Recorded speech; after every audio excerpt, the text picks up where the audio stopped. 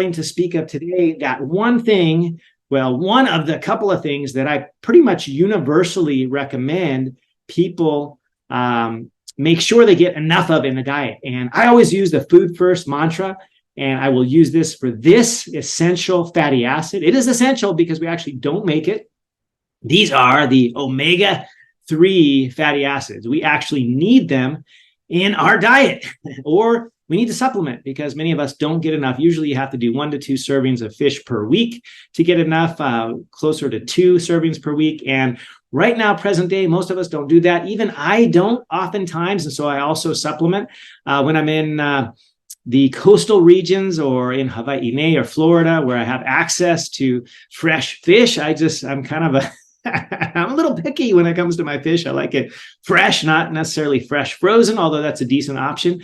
I'm not necessarily able to get this omega-3 fatty acid as easily because it's primarily found in fish. That's why you've heard of the fish oil, for example. There's also cod liver oil. We'll talk about that. It's not my favorite. I like the fish oil better. And I just like to get it from fatty fish like ahi tuna, which is here in Hawaii prevalent, mackerel as well. The bigger fish, basically, that are sort of the predatory, higher up in the food chain, they tend to have more of it. But there is a potential issue with that because they have more of other things, right? You get the concentration of mercury more so in these bigger fish that eat smaller fish. And so my newfound love has been to get this amazing, just health enhancing ingredient, which is the omega-3 fatty acids. And they are, of course, the EPA and DHA, eicosapentaenoic pentanoic acid, and docosahexaenoic hexanoic acid, that's DHA.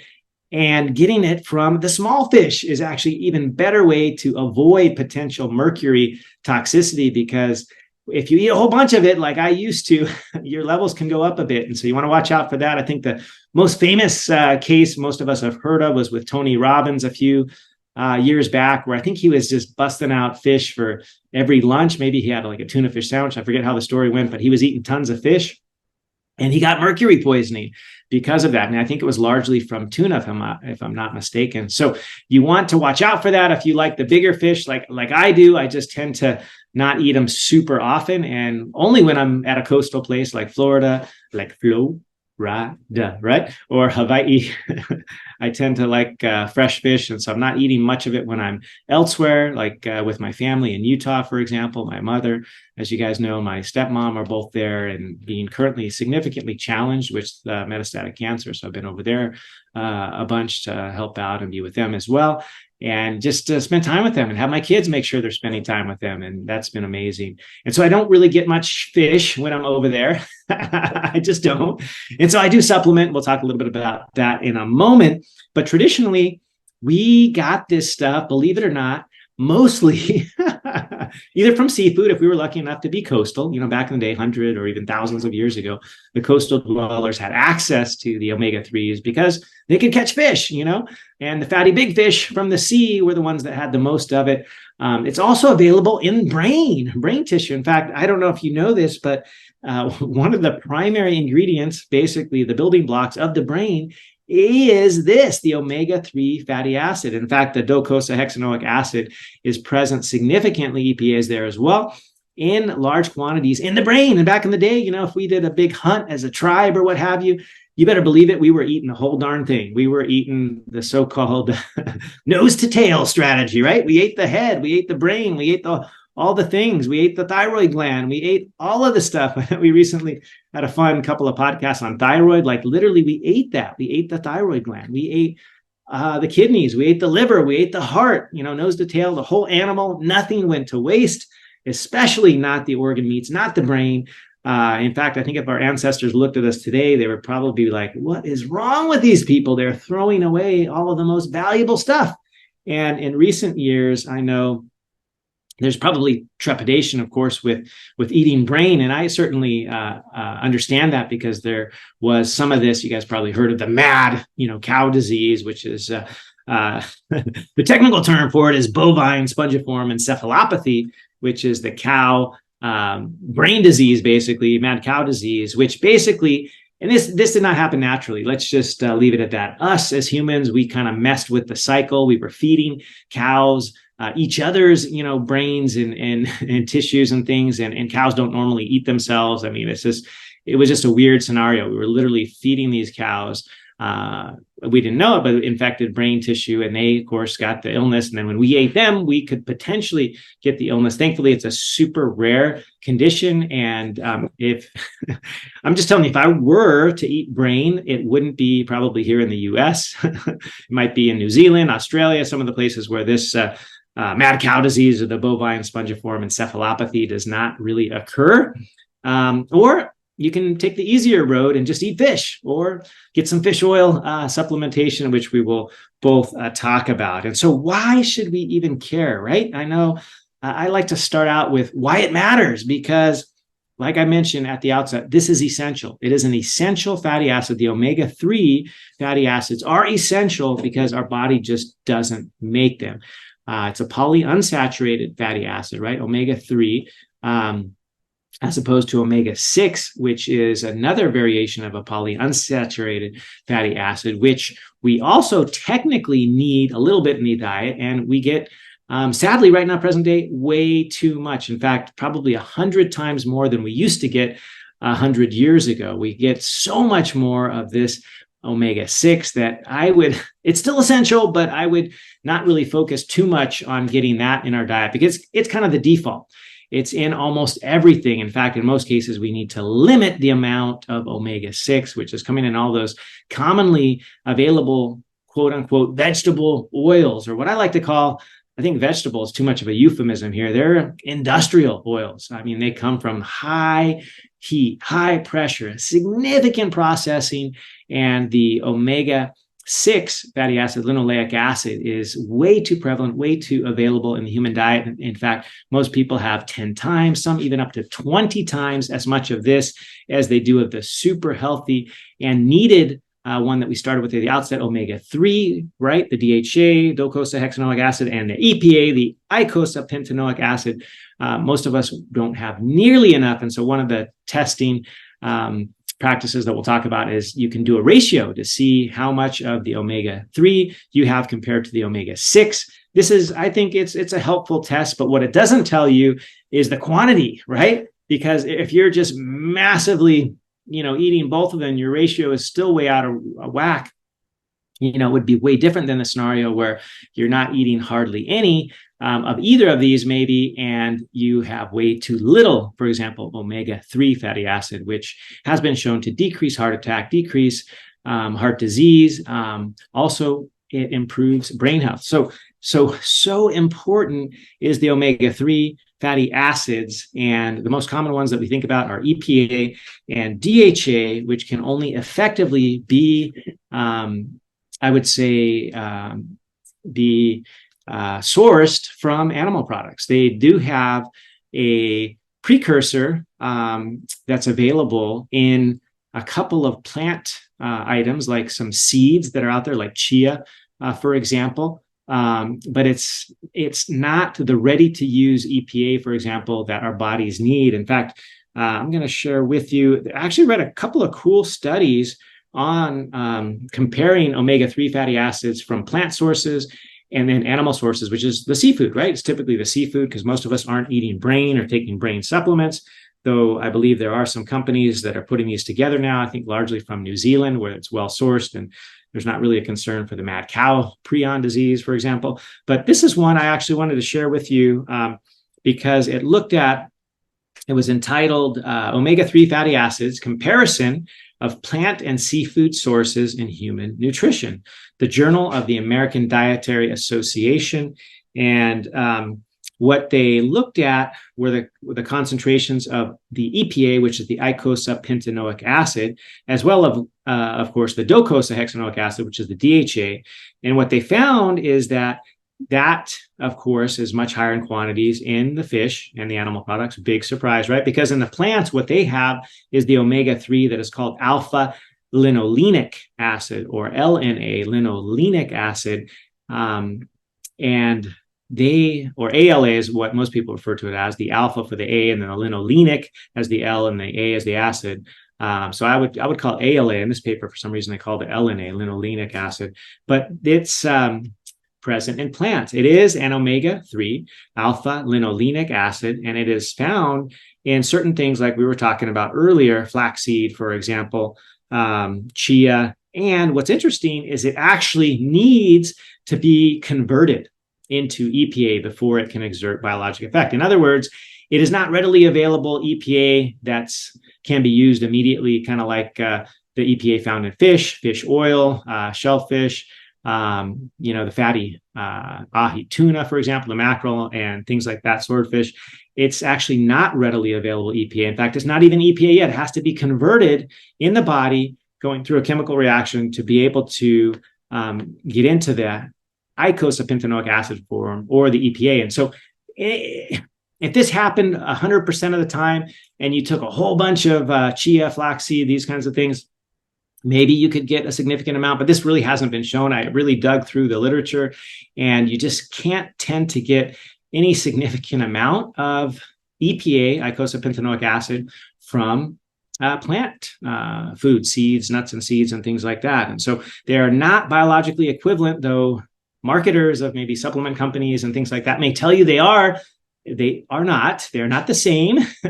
Like I said, the EPA actually is not there. You have to have a chemical reaction in the body that converts the alpha linolenic acid into the EPA, the eicosapentaenoic acid, through a chemical process there. And it's not readily available as in the forms from the animal foods, right? The seafoods that we talked about. And so their conclusion was that alpha linolenic acid and eicosapentaenoic acid, or EPA, are not biologically equivalent. And so they suggest that food composition data or product claims mentioning the omega-3 fatty acid content should clarify not just the fact that, hey, it has omega-3s present, but it should clarify the individual omega-3 fatty acids present. In other words, it should clarify if there is EPA there or if there is not. If it's sourced in the alpha linolenic from plants, they should tell you that, because that is not the same as EPA. And this is from the Journal of the American Dietary Association. So that was pretty interesting. There was actually a couple others that I read looking at the comparison. And although as you know, I'm an omnivore, I eat both. In fact, I have chia and flaxseed and some of the nuts and seeds occasionally. And I'm all about getting some of my omega-3 fatty acids there, but it's not going to be easy to try to get what is recommended, which is at least 1,000, usually 1,500 to 3,000 milligrams. I recommend about 3,000 milligrams a day of the omega-3 fatty acids, and it's going to be darn near impossible to get that just from plants. So I wanted to kind of highlight that early on, because a lot of folks have been asking about that, like, what's the deal? And just to backpedal a little bit, the alpha linolenic acid coming from plants is just not the same, right? It's not EPA. It can be converted in the body at a very slow rate and a very inefficient rate to EPA, but it's not going to give you significant quantities there. So don't be deceived. There's another misconception that we'll talk about when we get to the actual supplement part of this podcast, because there's some craziness out there. You guys may have heard of Lovasa, this kind of original, well, it wasn't original at all. They actually stole the idea from the supplement community, right, of using omega-3 fatty acids, and they wanted to market it as a pharmaceutical. And so we'll get into what are the issues there and what's better, the pharmaceutical grade omega-3 or just the natural supplement form that you can get at your local supplement shop, if you will. And so we'll talk about that in just this. So that's just a little teaser. That's actually a really interesting story. And I know you guys like stories. I love stories. That's kind of how I remember things. And it's super interesting how that whole Lovasa, which is, one of the original marketed pharmaceuticals to decrease triglycerides. And we all know triglycerides, as they go up, all of your health stuff tends to go down, right? Increased chance of heart disease, inflammation, all the things. And you don't want to have high triglycerides. And so they knew, right? They knew that for years and years and years, it had been touted that the supplement omega-3 fatty acid can actually reduce triglycerides. Indeed, they were right. And so they found a way to sell it as a pharmaceutical, which is pretty interesting. This doesn't happen super often, but it's starting to happen more and more. But anyway, fish oil itself, well, that's exactly what it is, right? It comes from fish. It's from the the oil that's extracted from the fish tissue, a fatty fish, usually the bigger fish, the mackerel, the tuna, the ahi that I like so much, or anchovies and sardines as well. And I actually lately have been focusing on these smaller fish. And I even found, I don't have it in front of me, but I can share it with you folks if you message me. I found some sardines over there at Costco, because that's where I shop a lot for my family of 8. I got 6 kids, lots of mouths to feed. That tends to be one of the more affordable places to eat healthy. You can get, more quantity, right, for your dollar. And they do have a lot of healthy options nowadays. So I found over there some sardines that are indeed packaged in extra virgin olive oil. And they help me to get some of this healthy fat, omega-3 fatty acid like EPA and DHA, which is so critical for brain health, right? The large part, our brain is made of fat, and the omega-3s is a big part of that. So it supports brain health, it supports heart health, it supports eye health. And they've known for decades about its reduction in the triglycerides, which I alluded to with that pharmaceutical company kind of stealing the idea and then marketing it as a pharmaceutical and charging, 10, 20 times the price, because that's what they do, right? They want to make money. And it helps with cholesterol in that way by decreasing triglycerides. It also increases HDL, which is that sort of good, the good guy, cholesterol that you measure in the blood, the high density lipoprotein. It can help also, the omega-3s can help decrease blood pressure. And they decrease the inflammation. They're known to be anti-inflammatory. So any inflammation that occurs anywhere in the body, especially the heart and the brain, is no good, right? Because in the brain, it can cause all kinds of mental health challenges, whether it be depression, anxiety, all of these kinds of things, as well as brain diseases later on down the way, right? The dementias, the neurocognitive decline. Also in the heart, of course, it's something we really care about, something that is very anti-inflammatory to reduce the inflammation that causes those blockages, right? The blockages that cause heart attack are caused by inflammation. And so they've been known, these omega-3 fatty acids have been known, of course, to improve that situation in both the heart and in the brain, decrease the plaques that can set foot there in the coronary arteries, as well as in brain arteries, and cause stroke. And so they've actually been shown in both of those scenarios to prevent both heart attack and stroke. And there was an article I was going to share with you, see if I can find it here, entitled Risk and Benefits of Omega-3 Fats for Mortality, Cardiovascular Disease, Cancer, a Systemic Review. And they basically found exactly that. They looked at, 48 randomized controlled trials. And that's sort of the top level of evidence, right? The randomized controlled trial, over 36,000 participants. And they basically said that the omega-3 fats are important, and they can benefit in heart attack, stroke, and of course lowering cholesterol and so on. And this has been known for a long, long time. The other thing I think is more recent is their potential benefit in brain health, right? Of course, theoretically and sort of, it makes sense that they would, right? Because anything that decreases inflammation should help with the brain as well. And they are known to be very anti-inflammatory. And our brain, of course, as at the outset, is made of about 60+% fat, right? And much of this is the omega-3, which is why our ancestors, they used to eat brain, right? They ate the whole animal, nose to tail, including the brain. And the omega-3s are so important for brain function. So having appropriate amounts in your diet and or with adding to that with supplements, super important.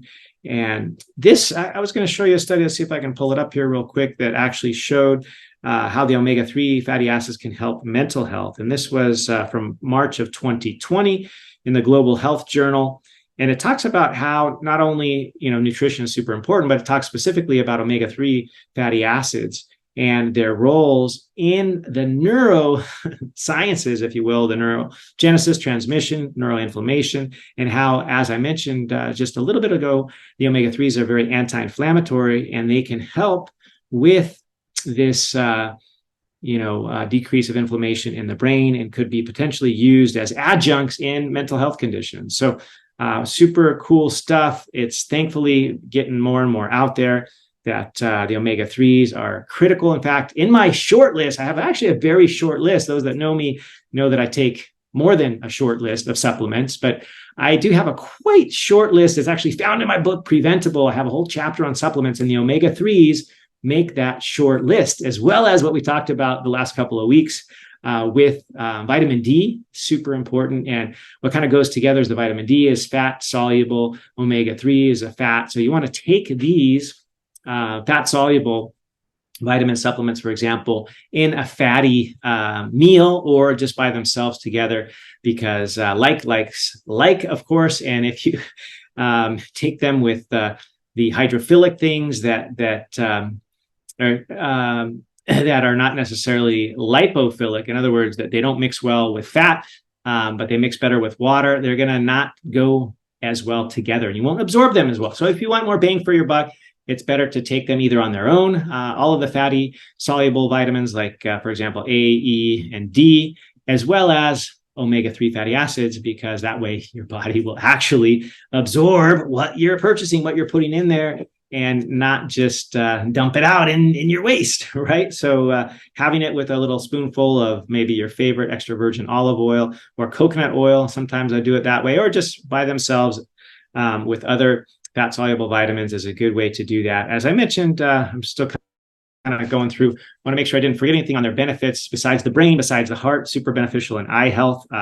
Omega-3s are critical for not only the development there, but also help to decrease the risk of what's one of the most common eye diseases, which is called macular degeneration. And that's basically, one of the most common causes of vision problems, blindness as you age, right? The macula is that small part in the back of the eye, the retina, where all of your visual acuity is focused on. I mean, that's sort of the most important area there for sight. And the macula, when it degenerates, this can happen more easily when you don't have enough omega-3s in your diet. So really important for eye health.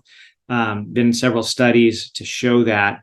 Won't get into that, but I don't want this to be a 3-hour podcast. We're going to keep this down to, an hour or less. So in general, too, as mentioned, the omega-3 is really important with decreasing inflammation.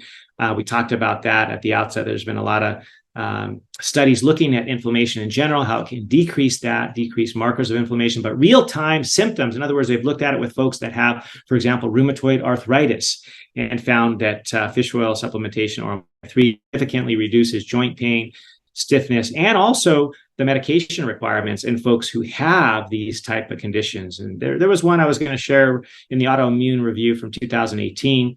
That is kind of a funny title. Are we really what we eat? Nutrition and its role in the onset of rheumatoid arthritis. And this talks about how the fish oils or the omega-3 fatty acids can be helpful there, and having an appropriate ratio of the omega-3 to omega-6 and less of all the processed stuff. And if we have time, I'll talk a little bit about that ratio, the omega-3 to the omega-6. But the bottom line is right now, present day, we have way too much of the omega-6, which is all those vegetable oils we talked about, and too little, generally speaking, of the omega-3. And so knowing where you stand, there is a blood test for that, as well as there's a blood test to tell you the amount of omega-3 you have, which is actually kind of important to know as well, because there's been studies looking at specifically the omega-3 concentration and how that rate relates to your risk for things like heart disease, stroke, and that sort of thing. So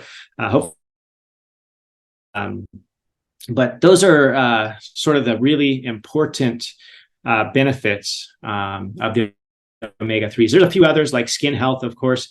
You want the skin to be elastic and not getting too brittle. And, I see this a lot, especially when I'm working in the hospitals, in the ERs and so on. When folks come in, as they age, they often get these lacerations that we call them skin tears, because their skin gets so thin, it might snag on something and it just peels away. And that is an issue that can be improved with appropriate amounts of the omega-3 fatty acids like DHA and EPA.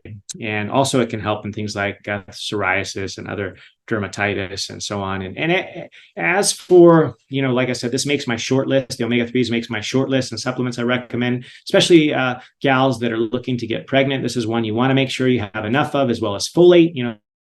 Folate, we've talked about that before, because super important in cognitive development of the fetus as well, and in pregnancy, also helpful in breastfeeding, helping also with the babies and their eye development. So omega-3 is super important. As I talked about a few minutes ago, it can also help with brain symptoms, right? It can help decrease depression. There's also some studies in children showing it may improve ADHD. and even potentially help prevent the neurocognitive diseases of later in life, right? Like the Alzheimer's, dementia, the Parkinson's, and things like that. I don't know too many things that it won't help with, because it decreases inflammation. So therefore, it's going to help with many and sundry processes in the body, because most of those that lead to decline and disease tend to be inflammatory. There's also improvements not only in the skin, as I mentioned, but there may be improvements in bone health, especially if you're making sure to get enough vitamin D. Supplements have also been shown by themselves to improve what's called the bone marrow density, or BMD. And there was a study back in, this was actually in pediatrics, and it's entitled "The Effects of the Omega-3 Long-Chain Fatty Acids on Bone Formation and Growth in Adolescent Boys." And so they looked at fish oil and how they found that it didn't cause them any issues, but they actually had improvement in their DHA status, which was good. So it can be important in so many different areas. I mean, I like to just think of it globally as an anti-inflammatory that largely is decreasing problems that are killing us, right? Like heart attack, which is still the number one killer in the world. No matter where you are in the world, generally speaking, it is the number one killer. And also stroke is up there as well. And the brain diseases, like the neurocognitive disorders, like dementias, Alzheimer's, Parkinson's, etc., and they are all inflammatory in nature. Ways to help prevent these is with appropriate amounts of, you guessed it, EPA and DHA, the omega-3 fatty acids. And so that's why we need it. And present day, we're not getting enough of it, generally speaking. The amount that let's get into the different options. Okay, let's do that first, then I'll talk about the amounts. So options we have, eating it in your diet, right? Eating 2 servings of fish per week. Especially focus on those that are smaller fish if you can, like the sardines that aren't going to potentially give you mercury toxicity. But you may have to check. If you're somebody like me that loves the big fish, like the ahi tuna, which is famous here in Hawaii, we do lots of sushi, sashimi, poke is sort of the local favorite. And I'm going to miss that a little bit when I'm away, which will be soon. But it's something that I try to get from the diet if I can, from the healthy fish and sardines and so on. And you can certainly supplement, and there's lots of available options. You can message me independently if you want to know the ones I do recommend, or if you have one that you take, you want to know if that looks cool. I'd be happy to take a look at that. I take supplements from all different companies, and so there are many different ones that are good out there. Of course, my general recommendation, of course, that it's sourced, hopefully in a place that doesn't have a lot of toxicity issues. I hate to even say this, but I don't generally buy any supplements that are sourced, for example, in China. I just don't. Rather do it somewhere that I'm more familiar with, and the practices, make sure they have good manufacturing practices, and that they have third-party validation for both what's there, right? What's actually in there, the potency, as well as what's not there. Make sure there's not other chemicals and toxins and things, fillers and whatnot. And so those are good kind of baseline things to think about with any supplement. I talk about this quite a bit in the book as well, in the supplement chapter. But many people have asked me, so what's the deal? Should I just buy it, for example, over the counter, or should I get it as a prescription from my doctor? Because maybe, and I think sadly, a lot of the folks, it gets skewed a bit, right? Because some folks have like really Cadillac insurance plans where they don't have to pay anything if they get a prescription, and then they have to pay a little bit if they get a supplement. And actually, what's interesting is, in a lot of ways, there's some really great supplements that are much better than the pharmaceutically derived triglyceride lowering alpha EPA and DHA fish oils, the omega-3 fatty acids, like Lovasa, which was kind of the original. And that was, I think, back in about 2004, it came out. But it was a very cool business decision. And here's the story part. So they the company took, I believe it was Reliant was the original company. I think now it's been purchased by another company and somebody else owns the rights. But originally, I think that got this drug on the market, which it's not really a drug at all, if you will. I guess in the pure sense, anything that exerts action any level of the body could potentially be considered a drug. But this is a natural supplement. They actually took a natural supplement, and they knew, because there's lots of data, decades of data showing that omega-3 fatty acids were helpful to reduce triglycerides. They knew that. And they thought, here's an opportunity. Here's what we'll do. We'll actually just take an omega-3 and we will do a study. And back in 2004, they did that. And the study showed, well, guess what? It lowered triglycerides by about, I think, 30% or so, which any of the available natural over-the-counter supplements were able to do basically at that time. But they decided, hey, we're going to apply for an FDA approval, and it'll be for treatment of the high triglycerides or hypertriglyceridemia.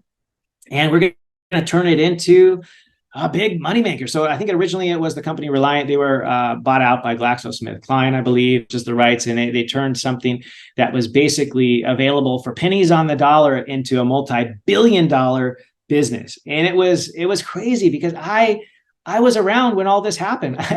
It was in my early doctoring years. I remember the drug reps coming around and say, hey, have you heard about Lovasa? It can lower triglycerides. And I was thinking to myself, well, so can a lot of other things, like the fish oil you can buy at the store. Like, well, why?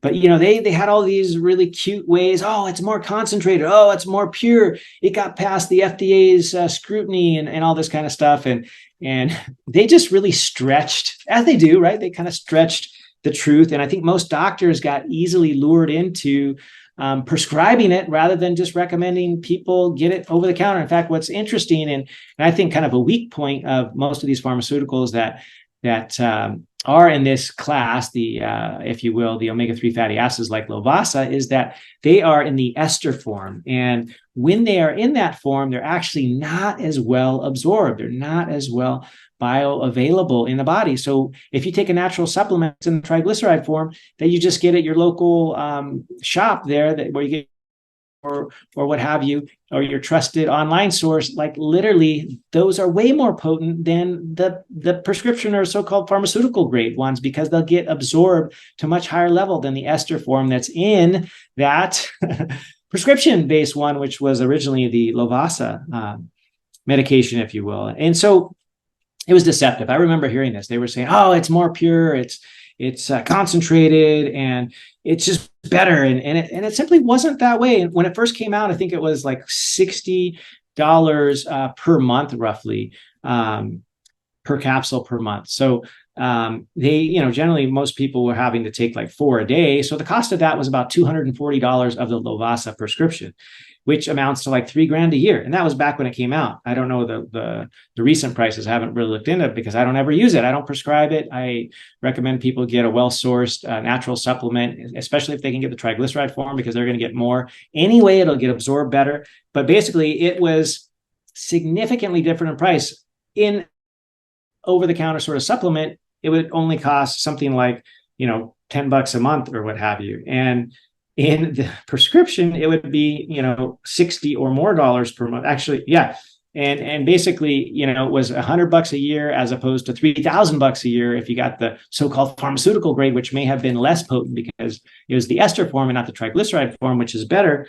And it's just kind of comical, I think, because you're paying, 10, oh my gosh, in this case, 30 times the price, and you're not even getting anything better.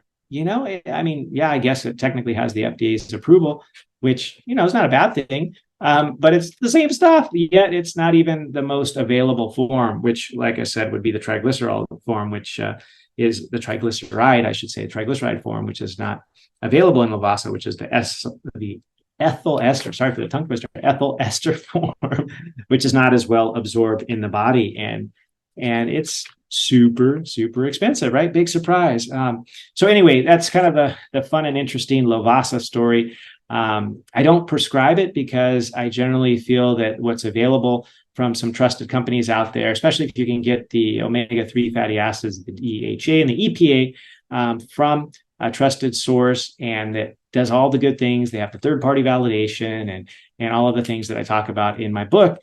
It's actually a better option, especially if you can get the triglyceride form, because it'll be better absorbed in your body and it'll be way, way, way, way, way, way, way, way less expensive. So super interesting stuff with Lovasa. Just, you can't make this stuff up, right? As they say, the facts are stranger than fiction. And in this case, I really believe they are. It's super, super interesting. But it turned out, I think, to be not only revelatory in the sense that it kind of shows, which I think many of us aren't too surprised, how things work. In one example, right, with a pharmaceutical company and a medication, if you will, that wasn't ever really a pharmaceutical. It was basically a natural supplement that they figured out how they could sell it as a pharmaceutical and make a ton of money. So I know for a lot of people, including me, I don't have a drug plan on my insurance that's very helpful, and it's sad. Honestly, right now I'm scratching my head. I actually have I thought Cadillac great insurance. It's not inexpensive at all. It's quite expensive, and yet the drug coverage, medication coverage is not good. Like I can literally buy my daughter's insulin, which is pretty expensive, without a prescription for a better price than with the prescription. So it's wacky. It's wacky, and there's a lot of moving parts, with the pharmaceutical industry and so on. But here's a case where I really feel like you can get better potency and equal quality, but better performance from an over-the-counter supplement than from the FDA, approved medication for decreasing triglycerides, which is the omega-3 fatty acid, like Lovasa, for example. And so you don't need to get it as a prescription. It's available without. And so I think that's enough of that. Sorry to get a little bit on that roller coaster ride of pharmaceuticals and so on. There's definitely pharmaceuticals out there that are unique and that are beneficial.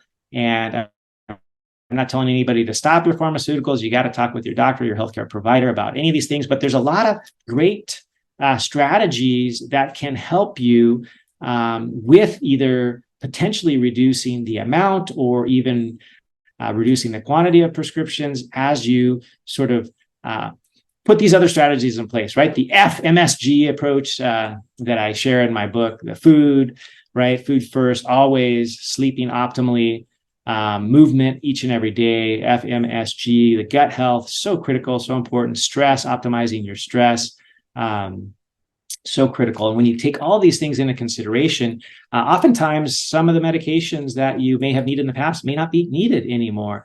But obviously something you got to talk with your doctor about, work with your provider independently. None of this here is medical advice, but lots of good information out there with how you can get yourself healthy, a lot of it naturally without necessarily a prescription. And as a physician, I definitely prescribe prescriptions. I try to do them only when necessary.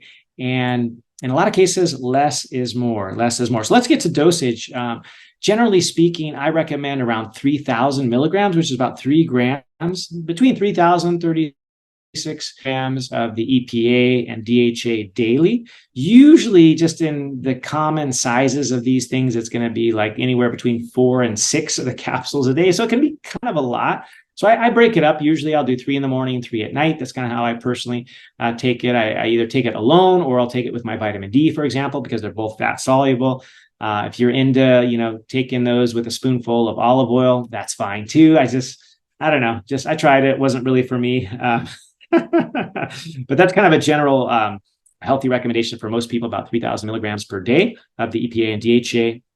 And if you don't know where you're at, you can always check under the hood. There's a red blood cell omega-3 fatty acid test. There's even those that can be done via finger stick. If you want to do it yourself, like sort of an at-home do-it-yourself kind of kit, you can message me if you want some details on some things available or talk with your provider about it. But that's kind of an important thing to know. I always recommend looking under the hood, because how do you really know, right? How do you really know? In fact, I wanted to pull up, I hope I can find the study, which talks about the levels that they've looked at for reduction of heart disease, for example. I don't know if I'll be able to shoot. I'm not finding it here quickly, but if I do, I'll mention the specific levels that were found to be at least well studied in the data. They tend to, look at very specific markers, and basically, not surprisingly, as the omega-3 level went up, your risk for heart disease, for example, went down. Like, not too surprising, not really that unanticipated, right? Oh, here it is, journal Circulation. Perfect. Yay. So this is from the journal Circulation, which was basically the sort of premier heart disease journal. And the markers they looked at were not only the omega-3 levels, which I believe they're sort of, they looked at a lot of different studies, but sort of the common range for it being helpful was above 150 micrograms per ml. So if you can get your omega-3 level above 150, that's been shown in multiple studies to decrease your risk of heart attack, for example, and cardiovascular disease. So above 150 micrograms per ml, that's the omega-3 level. And then they also looked at percentages as well. These are a little bit less certain, the exact numbers, but they use something called the EPA, of course, which is an omega-3 fatty acid, right? EPA, eicosapentaenoic acid, to the arachidonic acid ratio. And they said that above 0.75 showed a risk reduction in major coronary events. And some would push that even higher to over 1.0 or up to 1.5, but an EPA to an arachidonic acid ratio, sort of baseline minimum, they recommended above 0.75. And I can give you the source there in Circulation if you're interested. There's also a test that involves getting that ratio of omega-3 to omega-6 that we talked about in the beginning, which is helpful, especially if you're going to try to optimize this ratio, because right now, if I just were to take 10 people here in the US, we would be way out of whack. Most of us would have, up to 10, 15 times more omega-6 than we would have omega-3. If you talk to the purists out there, they would say, it's absolutely best if you can do a 1-to-1 ratio, which is really difficult to do unless you almost have zero of that omega-6, right? The linoleic acid, which sadly is just everywhere, right? It's in all those quote unquote vegetable oils, all the processed oils, soybean oil, of course, all of the corn, safflower, sunflower, rice bran oil, the very famous canola oil, right? It doesn't matter if these things are organic, but any of these vegetable or seed oils, they have omega-6 in huge quantities. And what's no good about omega-6 is it tends to be oxidized very readily. In other words, sort of this biologic rust that happens, if you will, it gets oxidized, causes significant inflammation. Whereas the omega-3s, like the EPA and the DHA that we're talking all about today, tend to be the opposite of that. They tend to be anti-inflammatory. And so the purists would say try to get a 1-to-1 ratio. It's going to be super difficult. I would say shoot for maybe 1-to-3, 1-to-4 if you can. And there is definitely testing for that as well. But you can always go for the gusto, if you will, and try for the 1-to-1 ratio. I don't think I've ever seen that in a patient yet. It's hard to get there, but I've seen 1-to-3, 1-to-4, and commonly right now, sadly, it's like 1-to-10 or 1-to-15. In other words, one part of the omega-3 fatty acid that we want, like EPA, to 10 or 15 parts of the linoleic acid or the omega-6. And so we're highly skewed present day. We need to get that ratio down closer to a 1-to-1, 1-to-3 type of thing.